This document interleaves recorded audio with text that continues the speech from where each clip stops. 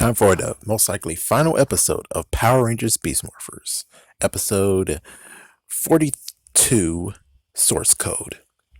So, yeah, someone actually hinted at it, and I'm shocked that they actually did understand what the frick many of us were saying. The fact of, and it's amazing that they did it. And I say, oh, thank goodness. But it also just brings to the, oh my gosh, is this guy a dumbass or what?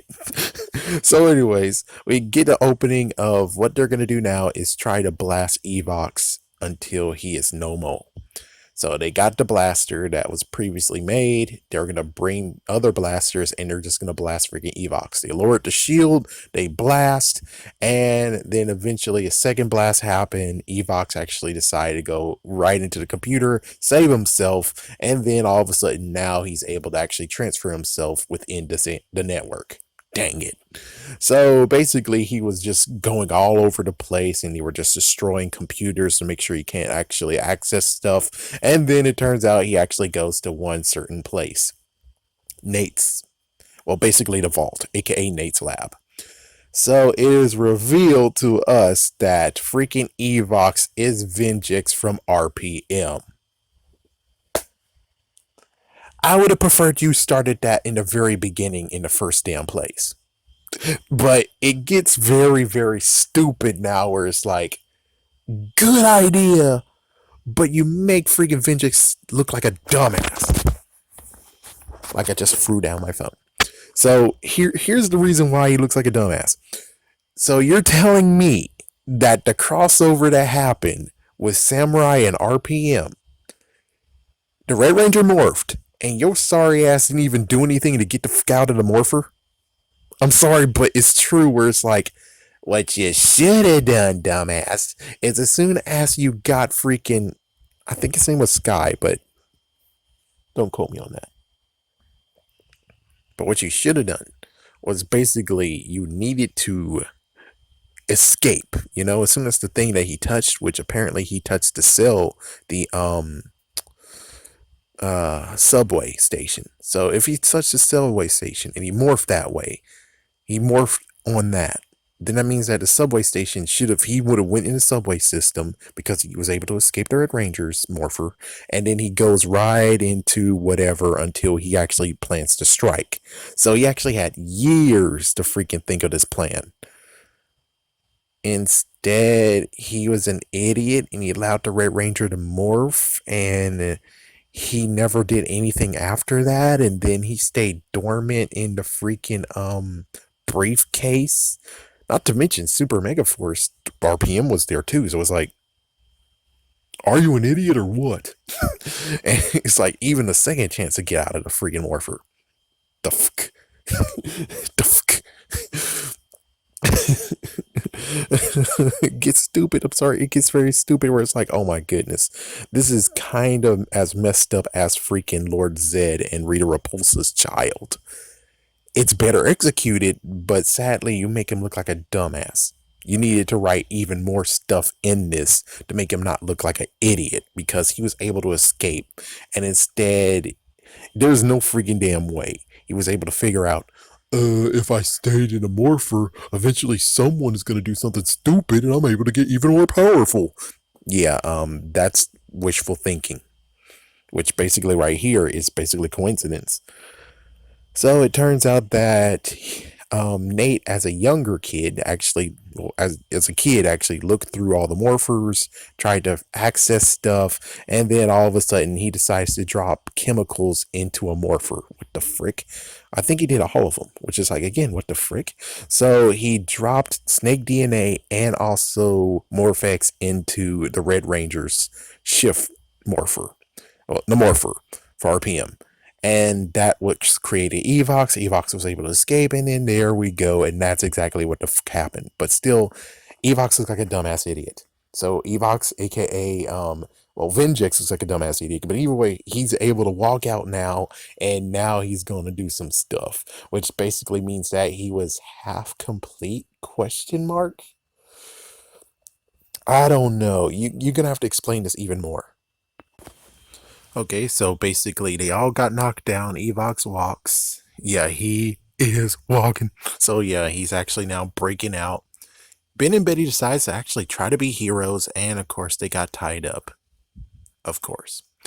So they actually went outside. Venjix or Evox, whichever we're going to call them, actually decides to summon some minions and they fight. Yeah, the Rangers fight and battle them, and lo and behold, Evox actually knows all their weapons and stuff, so yeah, they're useless now. Oh, good lord.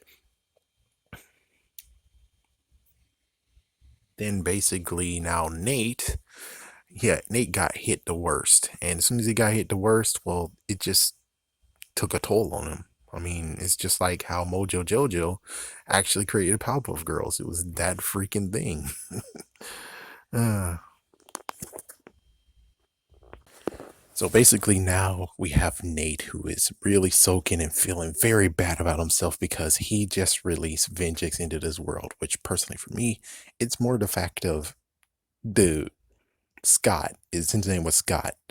He should have been the one that actually released Vengeance into this fucking world. I mean, he freaking damn morphed. How the frick exactly what is this, a symbiote thing going on where he's like, I'm not powerful enough to make a suit of my own, but hey, I'm still present. So you mean to tell me that he was there dormant for years and he wasn't even strong enough after like I guess a year? Not to mention, again, Super Mega Force.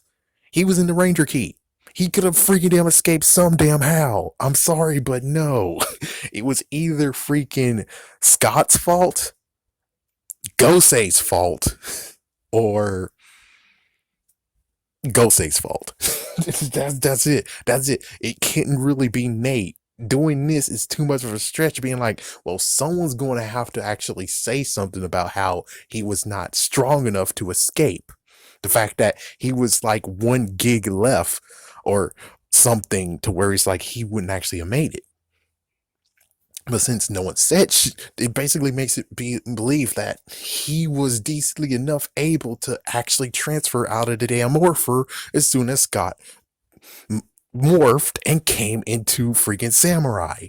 I'm sorry, but this is really something very messed up. But anyways, Zoe actually has an idea besides trying to actually get him to cheer up. He actually calls Dr. K, and holy frick, Dr. K. And you thought Kendall was hot. And you thought the lady from Lightspeed Rescue was hot. Holy frick. Whoa, she has curves. I didn't know. I'm sorry. But anyway, so she actually gives him a pep talk, and well, they're gonna get to work and explain. He explains what happened with her and what's more effects and stuff. So now here we go. And oh yes, note in the Cybergate, apparently he created, well, Cyberworld, he created a key card, 2 key cards actually, one with the blaze, so he can actually go internationally and get more access to the morphing grid, so Evox can become even more stronger or something. And he gives one to Scrozzle just in case. So basically they're working together. What they're doing now is taking the Beast X bow and using the arrow to make the arrow get an antivirus that will take down Evox and anyone else, I guess. But Blaze is showing up and Rangers need Nate, so Dr. K is actually working on everything by herself. But of course, Ben and Buddy shows up. Let me tell you this. I already said this for many inquiries. It's the fact of Ben and Betty is smart. They are smart. They are pretty brilliant. But you frame them as dumbass idiots that freaking damn screw up. I mean, there's so many episodes that actually shows that they are genius and they could actually help. But then you just do this crap where it's like, yeah, you just, oof, thank goodness she was able to dodge them. I'm like, yep, it's tea. They're going to make tea. So she sends them to make tea so she can actually continue her work. Eventually, the bow is done, and of course, they battle Blaze. And I do have to admit, though, it's kind of interesting thinking about it. It's like, this is kind of new footage, right?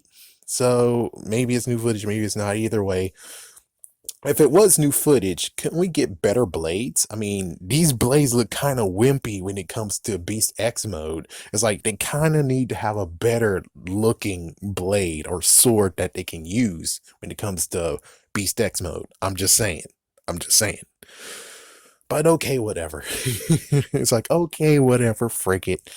So they go, they battle, and they get taken down. Eventually, you have Steel with the second win with Devin along with them. They both battle. They get the bow. The bow is there, and Nate, Ravi, and Zoe is holding it steady. They shoot Blaze, and Blaze is no more.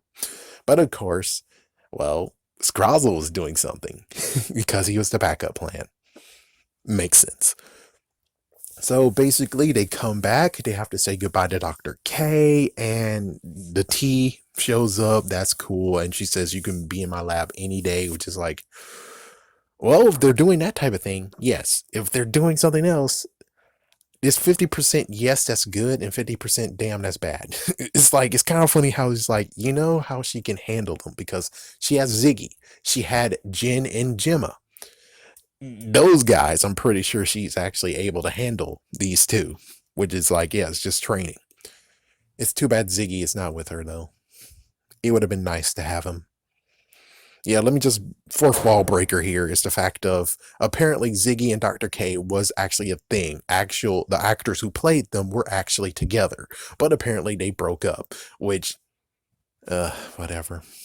It's sad. At the end of RPM, you can see for yourself, but I guess technically we can easily maybe take a nod and stuff and be like, Ziggy is in the background. Ziggy most likely is doing the lab while Dr. K is here. Something like that. You can maybe bend it just a little bit.